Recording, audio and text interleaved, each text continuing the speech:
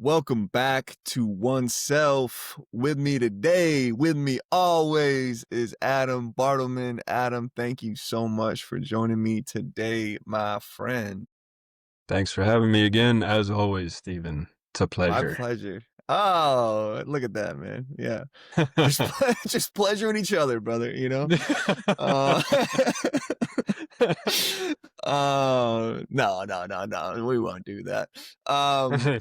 Yeah, man. So, I think what we're talking about today is rapid change on a broad scale, you know? And full disclaimer before we dive into this conversation, everybody, we completely understand that we are just two white men having this conversation in a room full of other white men with podcasts, right? And the distinction I want to make though is that we don't hear the people that look like us talking about these conversations, talking about growth, talking about, consciousness and love and self-love and all these things that we want people to use to grow and to move forward through life and to evolve, right? And build a better world. So that's the distinction, I think, as opposed to our competitors in this, attention media landscape. And I just want to make that point before we dive into something that Adam and I recognize is, can stir up some feelings and can stir up, as Adam was saying, yeah, before we hopped on, the fight or flight, right, Adam? And Yeah. and a lot of people are in survival mode right now. And so when you're in survival mode and, all you're focusing on is, getting the next meal, your paycheck to paycheck, it's a privilege to sit back and think about the broader situation at large, right? I understand that people might not have the luxury to think critically when they're hungry or, they're worried about paying the rent. I want people to recognize that that system is being built by design, right? It is incentivizing to have more people in that fight or flight mode, in that survival mode for control, for fear. When people are rooted in fear, they're more easy to control. I understand someone who's, paycheck to paycheck and they're hungry. They're like, I don't give a fuck about that. Like, I just want a food. I just want a meal, And so it's like, I completely see all sides of this current landscape in society and why some people might not even care about what we're about to talk about, which is, change on a massive scale. And so with that being said, we're going to take this conversation slowly, gently, with a lot of love. Rooted behind all this, we promise, is love. And so again, if this conversation stirs up some feelings, we understand, and but that's what growth is. You know what I mean? Growth is uncomfortable. Growth is an uncomfortable experience, and that's how you move forward and get better as a human being. And Adam, opening thoughts on this conversation and what we're seeing. And should I give a little context before actually of like what kickstarted this whole conversation, you think? Yeah, sure. Yeah, that makes sense. Yeah. Okay. So I was on social media. I posted something yesterday that was like again me zooming out and looking at. I'm an American, right? I'm looking at American society from a zoomed out perspective. The point I was trying to make was that I think, in the broad scheme of things, from a historical perspective, it's probably a good thing that Donald Trump got elected. Stay with me now, you know, because Kamala Harris and the Democrats are still bought and paid for by billionaires. And, more on like a corporatist side, Trump is like straight up just bought by like billionaire oligarchs. Cool, right? Like, I think most people can agree with that. Like, Kamala was maybe the lesser of two evils. I understand that, right? I think she's probably still would have just kept, maybe given a few concessions and like kind of just kept things status quo, just like kind of like Biden did, right? What Trump is doing is so fucking overt and just trying to like gut people and gut their finances and destroy any remaining semblance of the middle class that I think it's going to create the pendulum of history swings, right? It's gonna create such a like a blowback from people just having to react. Like we're seeing, the government's shutdown and people are, struggling and SNAP benefits getting cut. So, a lot of people are gonna be struggling when it comes to food. And so when you put people in such a state of desperation, they resist, right? They resist the things that are going on. So the point I was trying to make, and I know people are like, well, he's doing all this awful stuff. I get it. I'm not saying that it's going to be a pretty transition or it's that change is smooth. It's never smooth. We're human beings. We're messy. We're chaotic. We're violent. And I'm not saying I endorse any of those things. I'm just saying I recognize reality. And so what I what I think is that in the scope of bringing awareness to people of just we're getting a raw deal, I think Donald Trump was a better messenger for change in a positive way because he's forcing people to recognize it rather than Kamala Harris. And I know this is very like, American centric. I know there's other parts of the world, but I think it's a beautiful example of like where you can apply to the world at large, right? It's a very real example that we're living in. And, when we're so zoomed in on the day to day, it's hard to zoom out and see like the societal picture. So that's the context I just want to give. Adam, I don't know if you would add anything to that context or, make any points to that. Yeah, well, I got a bunch of thoughts about it. I mean, coming from, yeah, not an American perspective, and coming from a perspective where I don't really care about politics at all, Me and neither. you know, Yeah. as I've experienced in my own life, just saying that really gets some people offended because it's like, why, how can you not care? That what a privilege take. Right. Um, and I understand that perspective totally because if you believe in the voting system like and think that there aren't strings being pulled by corporations behind the scenes like that, then sure, I would be of that opinion too. And it's deeper than that, it's more nuanced than that, but just throwing some simple reasoning out there. But yeah, I like to look at everything from an energetic perspective and just look at it from, yeah, an energetic perspective, a karmic perspective, a oneness, like a unity consciousness perspective. Understanding that whatever, and choosing to see, again, knowing that this could be triggering, choosing to see that whatever is happening for the highest timeline for because whatever was going on in this planet was clearly not working. I mean, maybe we can, consider the possibility that still killing each other in communities and between nation states, like that's not normal. I know it's relatively speaking, it's normal because that's what's going on, but on a more universal perspective, that's not normal. That's like incredibly primitive, barbaric behavior that human beings engage in all the time. We need a change on a global level, a societal level. So, uh, whatever's happening in the states, obviously, America being the superpower on the planet, or one of anyway. Whatever's happening is happening for a reason, and perhaps, like you said, it's shaking things up and growth.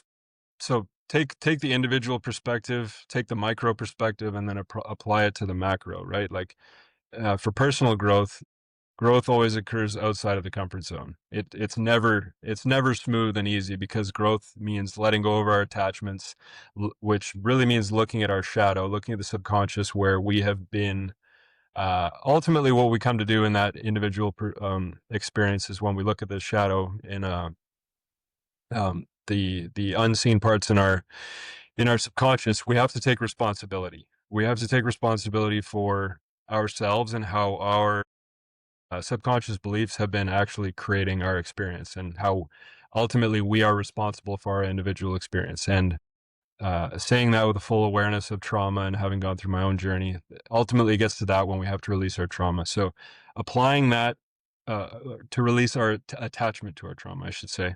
So applying that on a macro scale, understanding that we are all responsible for everything that's going on this planet. Whenever we're sitting there othering somebody, even if it's the political party that's, in power in your country and you don't agree with it.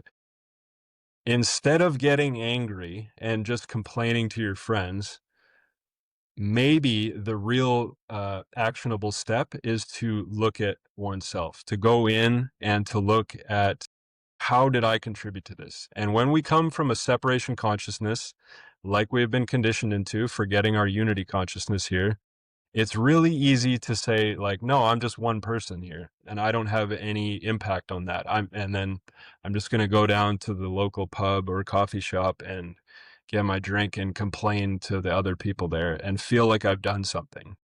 When in actual fact, in reality, that moaning doesn't do anything. Recognizing that if we want change on this planet and you don't see yourself as having any tangible way of making an impact, you're not a member of parliament or Congress or whatever. You're not in a position of power, so you're not in a perceived position of power.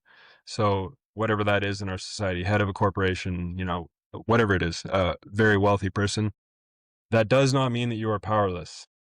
The idea that, I'm just one guy, it's kinda like recycling. Oh, like, I don't what's one plastic bottle in the garbage can matter when nobody else is recycling? So, well, if everybody thinks that way, how are we gonna make a change? It's the same thing with how we contribute to the collective subconscious by cleaning up our own subconscious. So, if you really wanna see change in this world, you have to look at where you have contributed, where we have contributed, and this means doing the individual work. And so, yeah, maybe I'm going a little far off there, but on a bit of a No, I tangent, but follow. ultimately, yeah, ultimately we are, um, yeah, recognizing that you know what, I'll put it this way, consider, essentially the argument that you were making, consider the possibility. Like this is like the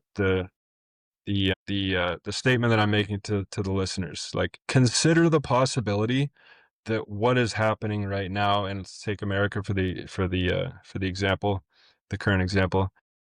Consider the possibility that the current administration is the greatest catalyst for change because it's shaking things up. And maybe it's going to shake things up in ways that you don't understand because you're conditioned to looking from only from the ego, right?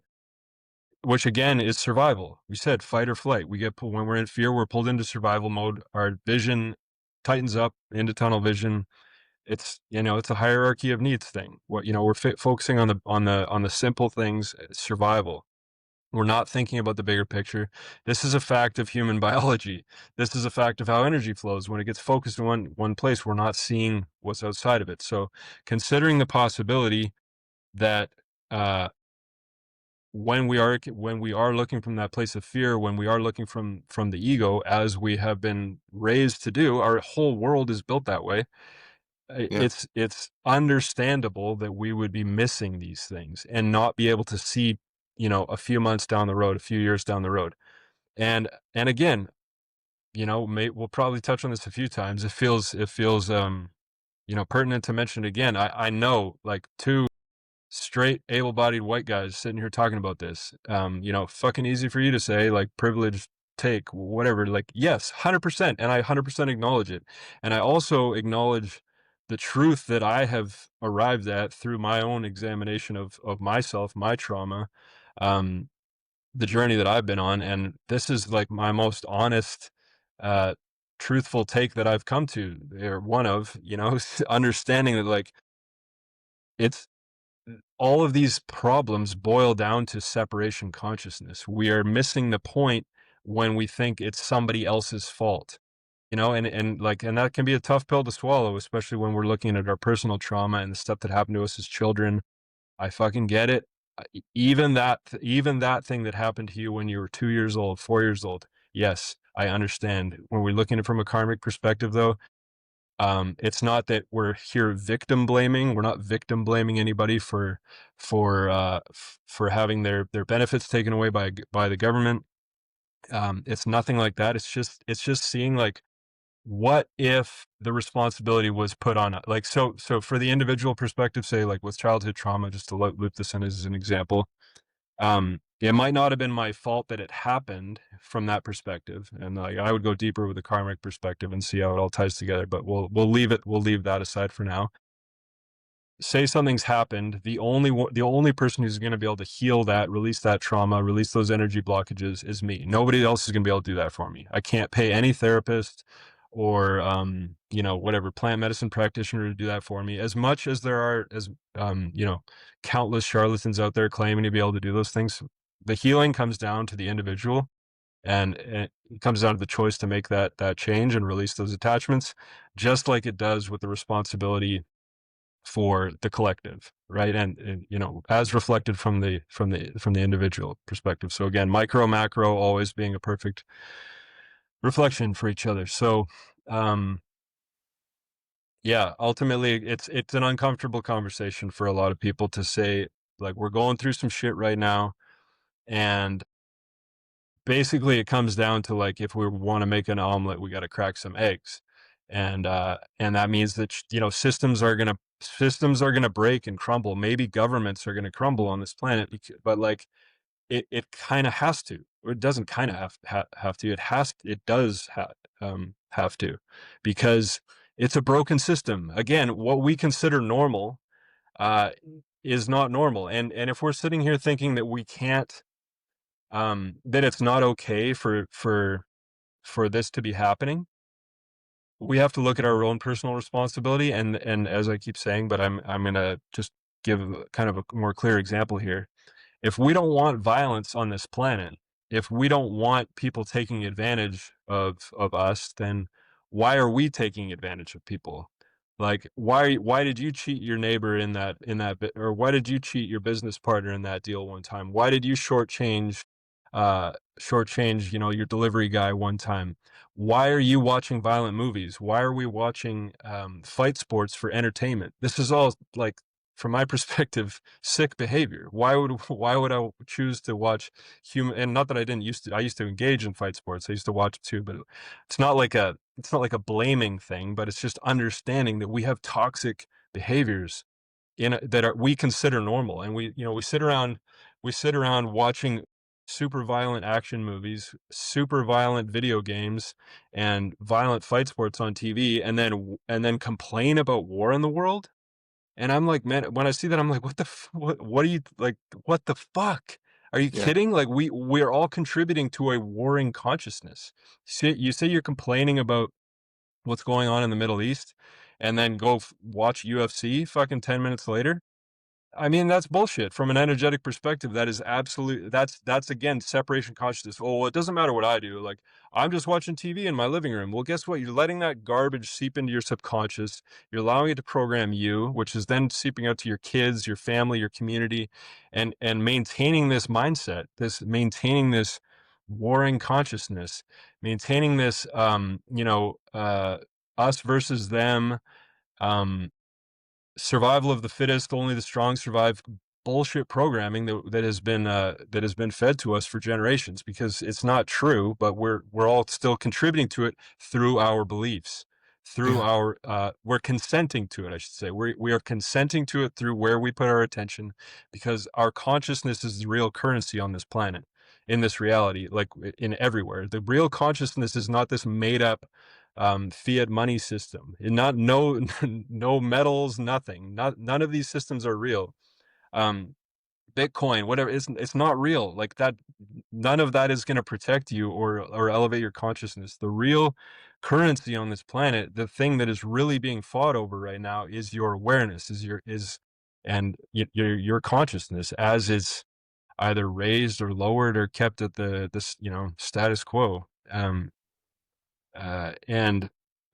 I don't see any change, and I don't see people becoming any happier until they fully embrace, or at least begin the journey to embracing that awareness, because that's the only time we get our sovereignty back, and um, our freedom, recognizing that we've been free all along, because this whole thing's a game right here. Like, these are avatars we're in. We're consciousness sitting behind it, being pulled into it again through our consent, through our belief.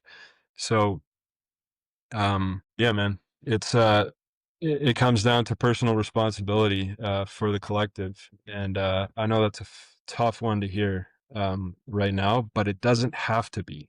That can be the seed that grows into something that starts to elevate your circumstances in the personal realm and in the collective. Um, so I think it's an important conversation to have. Yeah. Yeah.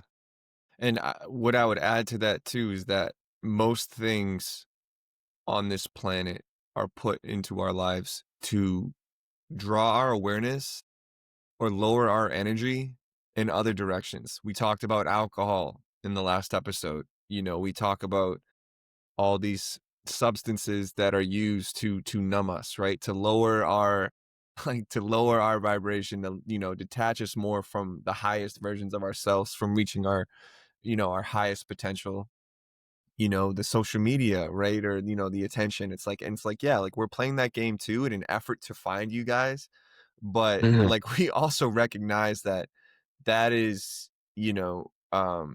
spending all day online. That's drawing your attention from outside of your body into this like made up reality, right? This algorithmic reality that doesn't reflect who you truly are, And so when it comes to that stuff too, it's like it's just all it's all distractions, and from us, and that's the fight. Like that's the fight that like we're addressing, is that we collectively, and then mainly as an individual first, like we have to like recognize that these are not good things for us, push them aside, and then move forward, and find the things that serve us, right? Which, we talk about, right? And, meditating, getting into nature, self-love, like doing this internal work in order to change our external reality.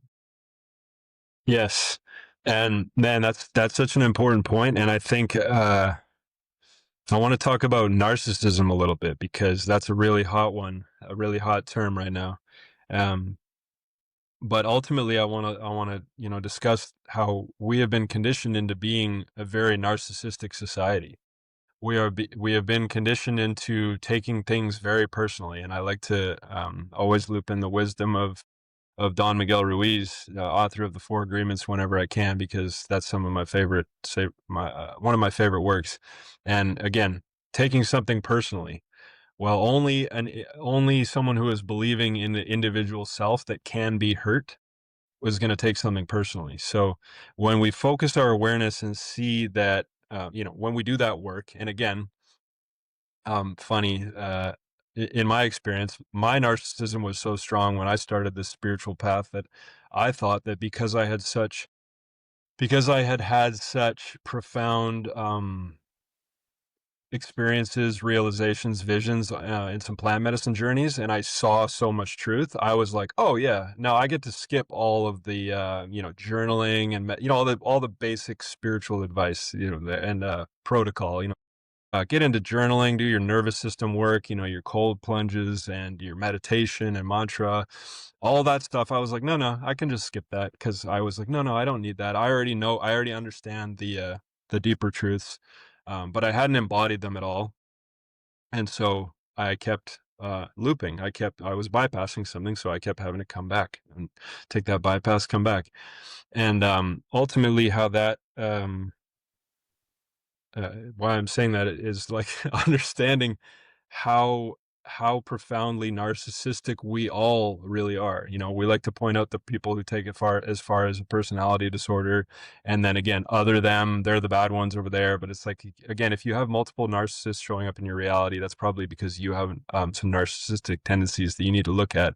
And when we are in that narcissistic mindset, we're very uh it's essentially a big victim narrative. Like a narcissist is like a really, really big victim, someone who has been hurt, has had the experience of believing in their hurt and trauma that they've experienced, and it creates that split, other, and go into survival mode, trying to take care of oneself because of feeling like the world is a dangerous place.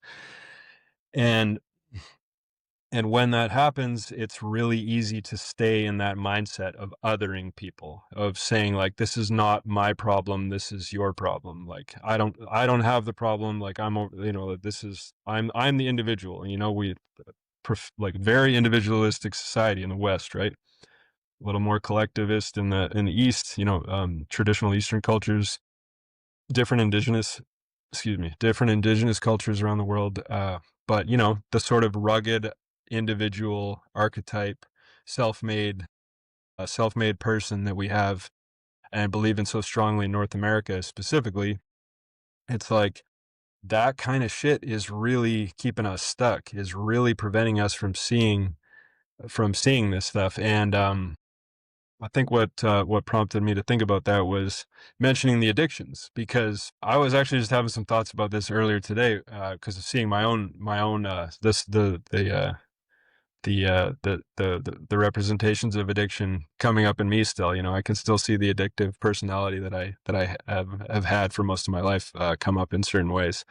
Me And too. I Yeah. realized, yeah, and I realized, like, when I used to be in addiction, when I used to have a drinking problem, when I used to have a weed problem, like, what was I doing? I was chasing something outside of myself because I didn't feel like I had it inside me. I believed I was hurt, and I really came to understand that addiction is profoundly narcissistic. And again, um, talking about buzzwords and stuff, not looking at that as just as the not as a pejorative term, not as like this heavily charged word, but just for like what it really means. Just like a very self-absorbed kind of narcissistic, self-involved uh, experience. And that's how I see addiction personally. Is like it's pretty narcissistic, and anyone who's dealt with severe addiction, that's the behavior that. And that's generally the experience for the people that are around the addicted person, is like that person is behaving like very selfishly. And so the reason I bring it up is that's one of the ways that we can look at that's one of the actionable steps that we can take to examine ourselves and really make a change and look at that shadow, is seeing our own addictive tendencies and then following that thread back to find the root of what's going on. Because whatever our addictive tendency is, it's covering for something. If you're saying like, "Oh, I have an addictive personality," or like that, that's not just like a joking thing to say. That's a serious statement, and that means that you've got something to look at. Because my personal experience, and for the people I've worked with, it's like it's very true, I believe. So looking at those things, looking at our addictions, looking at all of the addictions. And it's not just like being a raging alcoholic or sticking needles in your arm. It's like cigarettes or cannabis. It's, again, like Steven said, it's the screens, it's the negative self-talk, it's the gossiping, it's whatever is pulling you out of alignment with your truest self, whatever your vision for your highest self is. Whatever that is not aligning with that. um you know that can be an indication of where your addictions lie. Yeah. Yeah, man. No, I really do love that you don't realize when you're in it, but like when you're addicted to something, you are prioritizing satisfying that addiction above all else, regardless of how that behavior impacts other people, regardless of how and I get that, yeah, the substances are addictive, but it's like, yeah, like that's extremely selfish. And not that I don't have empathy for that. My whole family, we talk listen to our last episode and hear how much empathy I have for that experience and the people that go through it. And it's like, and that's why I want you back, to a life like come over here, and to a life where, we're addressing this stuff head on, which is so uncomfortable, right? These conversations are hard for people to hear. And we see people, when we bring some of this stuff up, it's like we see people flailing, right? A little bit and uncomfortable with Defensive. this defensive, dude, defensive and uncomfortable with looking us putting a mirror up to maybe something that, shot something up in them and brought something to the surface in them. And they, they lash out a little bit or, whatever the case is. But it's like, that's growth, right? That's forward progress. And all the things that we see in our society that are inhibiting that are built by design. Yes. It's, look up like the crack epidemics in the US in the 80s. It's like You think that those drugs were put there by accident? Absolutely not. You know, like, they were put there by design to lower those communities, right? Those communities of people that, were hard done by from the jump anyways in this country, right? And then, you throw in these other things that, that just, like, lower the awareness, lower the connection to oneself, right? And just bring you down by design with intention, to because again, what does it go back to? Control. It's easier to Mhm. control a population that is out of touch with all this stuff. And, you know, Adam brought up sovereignty, and what is my idea of like what I want my life to be is we talked about this in another episode, episode 11, right? Like, what does freedom feel like? It's like I want to be free of everything, and responsible for my life. And so it's like when I'm dependent on substances, or when I'm dependent on systems in place, Exactly, government. government, right? It's like like get away, like I just want to be, um yeah, like I just want to have control over my destiny. I want to have a hand on the wheel of my life. And when I'm beholden to other things, I give up that freedom of choice, of opportunity, of just the ability to dictate how I want my life to go. And yeah, Adam, do you have any thoughts on that? Well, yeah, I think it's like examine how, like, follow the patterns, right? I think most of starting the spiritual path, in my opinion, is like starting to recognize the patterns, and the ego is really good at that. So that's when you actually use that tool, for one of the reasons it's meant to be used. I mean, that's what essentially the ego is pattern recognition, keeping you safe, um yeah, looking at the patterns, like, in a historical way, looking at the example you used. Okay, you inject a bunch of hard drugs into a community, destroy that community, and then what happens to that community? They become dependent on government handouts, and then they've been disenfranchised, disempowered in many, many different ways. Uh, but that's just one small example. If you're looking at it from that lens, like, and again, this is a little bit, you got to be open to that. Awareness and, Yeah, I mean, yeah, man, I recognize that some people like they wouldn't do that. yeah. It's like, Oh, okay, no, like it was it was just drug dealers from Colombia through Nicaragua that just got away with all that crazy, stuff, like, yeah, yeah, okay, sure, yeah. but, most of us are opening to the awareness that that's not true. The media, our society, government has lied to us our entire lives. That's just, if you're not on that train, if you're not on that awareness, then probably just don't listen to the rest of this podcast right now. So, like, because, like, I Yeah. mean, that's as far as I can see, that, like, even the pretty, square, baby boomers that I know are aware of that at this point. It's like, come on, like, if you're not there, like, get with the program a little bit, guys. Like, this is the world that we've been sold is not reality. So, um, but recognizing, so, what was I saying there? Sovereignty. We're talking about sovereignty. Sovereignty. Yeah, yeah, yeah. Okay. Oh, yeah, right. And how we, like, disenfranchise different populations and make them dependent on government, and then, so again, consider the possibility that what's going on is a necessary shakeup, and consider the possibility that the president of the United States is like the absolute best person for the job. Again, zooming out from that ego perspective, wants to be, but, this bad thing is happening, that bad thing's like, okay, yeah, I'm not saying that those things aren't happening, and not that I don't have compassion, empathy for those things, and I'm not even arguing for or against it. I'm just saying, consider the possibility that what's going on a macro scale is moving us in the right direction. And, like, also, let's choose to see it that way. Let's choose that. Let's choose to not be in Mm. fear, because the fear narrows us down to that tunnel vision, and the fear, whatever we program into our subconscious programs the collective subconscious, and then we bring it about. I know manifestation's another hot word, and with a lot of charge these days, but that's essentially how we manifest things. And are we going to do it consciously?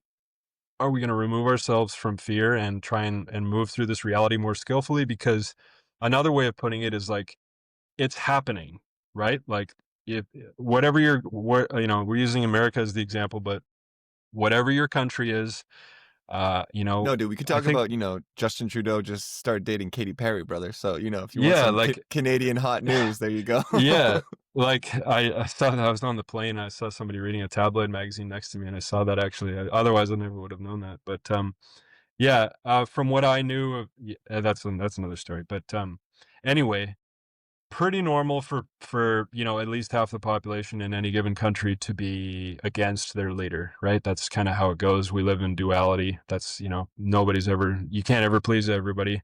Um, but consider the possibility that that's the direction it needs to go for change to be made. And again, not saying that it's right or wrong. Just what if? What if we chose that? What if we chose to see it that way? Um, because I mean, oh yeah, that's what I was gonna say. It's happening. It's happening anyway. So like Right. that's who's elected. Like complaining about it to your neighbors. Guess what? Surprise, surprise, it's not gonna do anything other than lower your vibration for the day, and you spread your poison out, complaining about whatever it is. Your garbage the garbage truck didn't pick up your didn't pick up your garbage today. Like whatever it is, whatever you're pissed off about, spreading it around doesn't help. So if this is the case, uh, and complaining about it's not gonna change anything, why not choose to see a positive outcome, and why not choose to start thinking in a positive way in order to manifest something differently? And again, starting with your own backyard, because that's the only place you can really start anyway. So keeping it positive. And again, yes, I hear all the chirps coming, like, easy for you to say and everything like that, but how many times has this happened throughout history? Like, we repeat cycles. Again, what do you say? It doesn't repeat it, but it It rhymes? rhymes, yeah. Yeah, Yeah. the most recent, World War II, how many millions died? But, like, look at the relative peace that came afterwards, and it's like, "Oh, well, the atom bomb and the Holocaust." It's like, "Yeah, dude, millions died." But from a collective perspective on, like, the trajectory of human history, it's like, if that didn't happen, what world would we be in today? Right? Or if that wasn't so awful and that change wasn't so crazy and rapid. And it's like that's why that generation was called the greatest generation, because they sacrificed so much to Yeah. to build this better world. And I'm just like, I hope that's not what the price that we have to pay, with millions dead. But I know there's gonna be a price. Yeah, and maybe that price is less costly. Maybe it's not as heavy if we just begin to learn to not take it so personally right now. So we begin to be able to see that we are responsible for it, that we are not being victimized. It is through our collective choices that we are where we're at. Like you know, um, we could look at our personal lives and play the victim, like, oh, I dated this person who was awful to me. I had this shitty boss. My parents abused me. Like, okay, yeah, but at what point do I realize that like something happened early in life, and then that changed that set some beliefs up in me that then had me sort of magnetizing the same experience over and over again. It was only once I or anyone else realizes that we are then recreating the process every time. Again, date an abusive partner and don't make any changes within yourself. You end up dating the same person in another body, right? Um, that old truth. So understanding that we do just have to take responsibility at some point. And again, I keep repeating myself here, but like, what does that look like? What is the actionable step? Well, it does matter. And you have to recognize that you are sovereign, and the individual choices that you make in your everyday. Again, like, what are you putting in your face? Are you putting sugar and alcohol and processed foods in there, and then becoming dependent on a medical system that is not dependable? Like, why not Yeah. why not take your power back and reclaim some sovereignty? And I get, yes, generational trauma and the way you were raised, but like, it just comes down to, when does the chain stop? When do we break it? Because who else is responsible for breaking that chain? I Nobody was responsible for me breaking that chain. but me. I had to and that was looking at the shadow and going, "Oh man, my life," as I said in a previous episode, like on paper, my life should have been like really, really, awesome, really, really perfect. And it went so far off the rails. And I had to recognize that, like, yeah, some shitty stuff happened when I was a kid, but it was me not processing that and letting it go that led to the shitty stuff happening later in life. It wasn't until I took responsibility for my own life that it started to get better. And this is again applied on the collective scale as well. The individual collective scale is just the micro macro. The micro reflects the macro the micro. So uh yeah, man, always look always trying to look at it from that perspective. That the responsibility. Yeah. Most people try to pass the buck, dude. It's You know? easier, and the ego It's wants easier. to, right? Because It's easier. the ego's looking for short-term pleasure and avoidance of pain. Not even Yeah. long-term pleasure, because you will make choices that you know are gonna create more suffering in the long term, like continuing to pound back alcohol. But the ego's like, "Yeah, but in the next 30 minutes, I'm gonna feel awesome." And, like, you gotta recognize that that's how we are living our lives on, again, an individual and collective scale. That is how we are running the planet. Like, dump all that waste in the river. We won't see it tomorrow. Like, maybe in a year, it'll be a big problem, but, like, that's a future us problem. And Yeah. that is how immature we are. That is how primitive we are and how unintelligent we are. And one of the problems, like, maybe the biggest problem we face is not accepting where we're at. We think we're so smart. We think that everything that's happening outside of us, like, must not be under our control because we're so smart. How could we allow this to happen? And it's the fact that we don't acknowledge the fact that we're not that bright as a species, through as reflected through our choices, Yeah. because we're not acknowledging the fact that we're not very evolved. We're pretending to be, but it's like, we're running around with, how many times have we almost faced like nuclear holocaust? We don't even know. Like how many times it went on behind Yeah. closed doors where they're about to press the big button to call us children with, like, giving a lighter to a kid and, running the risk of burning down the house is like, It's like giving that a doesn't even come. flamethrower to a kid, dude. Dude, it is. It's like, what do you think is gonna happen? But it's like when we don't acknowledge where we're at, we're like, it's just easy to avoid it. We're sitting here in denial. We're sitting here in denial of the fact that we're still primitive in all of our choices. Because, like, why are you putting a cigarette in your mouth? Come on, like, why are you watching UFC and getting drunk with with your friends? Like, Porn or how is that yeah. porn? How is that a constructive use of your time? You you have been given this vessel. You have been given this avatar in which to move through this world of limitation, of density, of polarity. You have been given this vehicle through which you can express yourself in within these parameters, which is a magnificent opportunity and a beautiful creative opportunity if it's recognized as such. And we're choosing to allow our energy to be leaked out. We're choosing for our attention to be hooked. Again, to paraphrase a quote from Don Miguel Ruiz, right? Like the attention, the dream of the planet hooks our attention, and we get pulled outside of ourselves.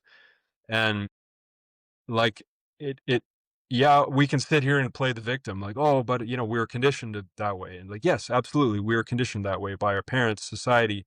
This is all that's been modeled to us. But it's our responsibility to decondition, to deprogram our minds, to free our minds to become truly sovereign.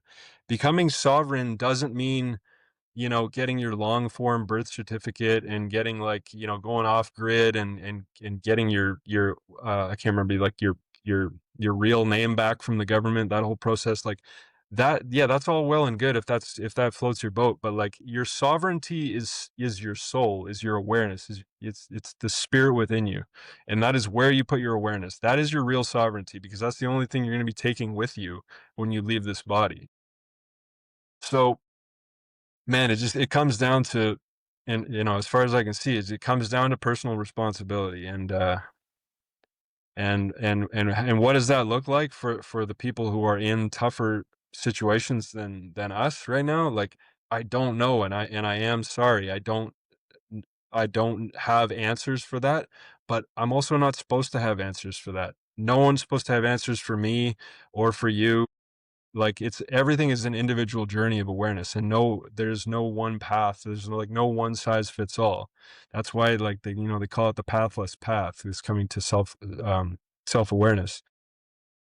And, But yeah, yeah, man. but if you can address all this stuff as that individual, and again, hard to do when maybe you got kids or you're worried about bills and all that stuff. But it's like you start taking some personal responsibility, and over time, I'm not saying it's going to happen tomorrow, but like over time, your circumstances, I think, will get better if you're Yeah. honest about yourself and where you're at and what you need to, give yourself grace for, give yourself forgiveness for, and take accountability for the things that have happened to E you.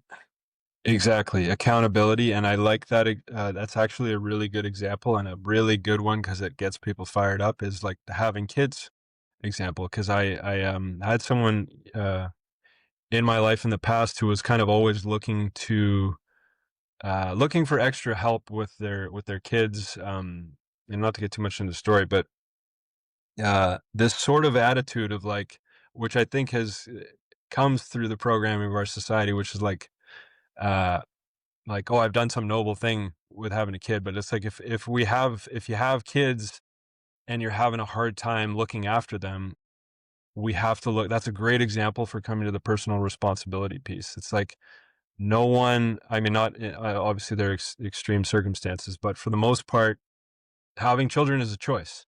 Having, picking up that case of beer from the not to say that the same thing, but like, uh, it is a choice. Like everything that we do is everything is a choice, and every choice carries consequences. It's not like a moral thing, a right or wrong. It's just like a fact, an energetic fact. It's a cause and effect, karmic system where like actions have consequences. So if you have kids and you're upset that the support isn't there, again, it has to come back to the personal responsibility. Well, like I chose to have kids, so I'm gonna have to own that at some point because nobody else chose for me to have kids but me.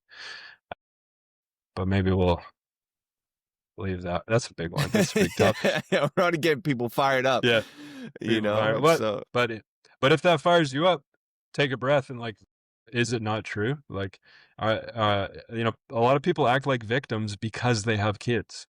yeah. Like, Or especially that'll if they're in if they're not in the same household with the co-parent, right? If it's yeah, like, oh, like this is my kid's father, my kid's mother's, she's doing this, rah, rah, rah, it's like, bro, like be an adult and acknowledge that, like, I don't know how to put it less, crass, but like you did the deed, dude. You know what I mean? yeah, Like, you're an adult. Could have worn, yeah, as my yeah, sister has told me multiple times, don't be silly, wrap your willy, yeah. like It's it's you could have easily not. it's really simple. Or when someone's in a situation where they're complaining about their ex and what a horrible parent they are. It's like, well, what did you expect when you went to have a child with that person and you already knew how they were? So you're gonna complain that they're like a shitty parent later. It's like you were responsible, and this isn't a blaming thing. It's just it's true. Yeah, Who else is responsible? Was it somebody else or was it you? Like it's as simple as that. And I know there are extreme circumstances. We're not talking about rape and communities where abortion is not allowed. Like we're not talking about that, even though we could talk about that more. But we're talking about personal choice. You right? Like you crash you're angry that you don't have a driver's license and you got to take the bus to work because you got too many DUIs. Like, oh yeah, that judge, what a jerk. Like, is it the judge's fault, or should you just not have been drinking and driving? That kind of right, thing. It's like right. always bringing it back to personal responsibility. Yeah, man. Yeah. Fun story from my family. My grandfather. It's just to throw in a funny little. Yeah, yeah, yeah. Let me know. There's a story like I think my mom was just learning to drive, and she was driving a car, and then behind her was her dad, my grandfather. They were so he was driving, maybe like a couple cars back at some point, but for some reason they were driving in the same direction in separate cars. I don't know what the full story was. but, somebody gets in between them and then goes and cuts off my mom. So my mom's, whatever, 16 or 17 years old at the time, uh, cuts off my mom, and my grandpa, her dad, is sitting, a couple of cars back, sees it. And, so this is back in like, I guess the early 70s. And he floors it, goes around, cuts this guy off at the next stop sign, like the intersection, like cuts the guy off and gets out of the car. And like my grandpa goes and like punches the guy in the face, like beats the guy up. Because he endangered his precious daughter, right? And and it in keeping with the stories of the pattern of my grandfather's luck, it right next to that intersection was a house, and that house had a porch on it, and on that porch was sitting a man in a chair watching the whole thing happen, and that man was a judge and witnessed the entire thing. And so my grandfather was charged with assault, and yeah, had to deal with the consequences. And you know, similar stories in my life where it's like I could complain about some of the limitations that I put on myself through my choices, but ultimately I got to recognize that, we got to recognize that our actions carry consequences. Absolutely. Adam, any Yeah. closing thoughts for episode 16 of Oneself in this conversation of, sovereignty, personal responsibility, collective change, big topics? Yeah. Yeah, man. Good. Yeah, fun topics to talk about. Yeah, bro, Yeah, you just laugh. fired up this one. I loved it. You were fired Yeah. up. I loved Yeah. it. Laughing at myself now about using the example of people having kids, but I love No, that dude, one I mean, because that's that's that I it see that pokes right at it's insanity on a broad scale. Like, it's like, why are you I mean, there's immediate examples in my family, dude, where it's just like, why? Yeah, Why'd you have a kid with yeah, this person? You're yeah, tied to this person forever. Like, yeah, and yeah, I love the kids, right? Like, I love those beautiful kids, but it's like, fuck, man, like, yeah, like, it yeah, wasn't supposed to, like that. I don't know. People are gonna yeah, make and their we can choices, man. yeah, and we can say like the reasons are the trauma, and poor choices come from unprocessed trauma, which is the case, Absolutely. 100%. But it's Absolutely. getting through that, getting out of that victimhood identity, processing all of the trauma, looking at all of it so we can improve our individual experience and the collective. Yeah. And be in the change we want to see in the world so we can get back in shape. Get back in shape, dude, just get back in shape, Yeah. from a collective perspective. Ooh, and that Yeah, man. rhymes, I didn't even know that. Collective Yeah. perspective. Alright, y'all. Songwriter right here. Songwriter, y'all. So, yeah, if you like what you heard, or maybe didn't like it, but we made you think, for oneself, we appreciate you anyways for sticking through to the end here.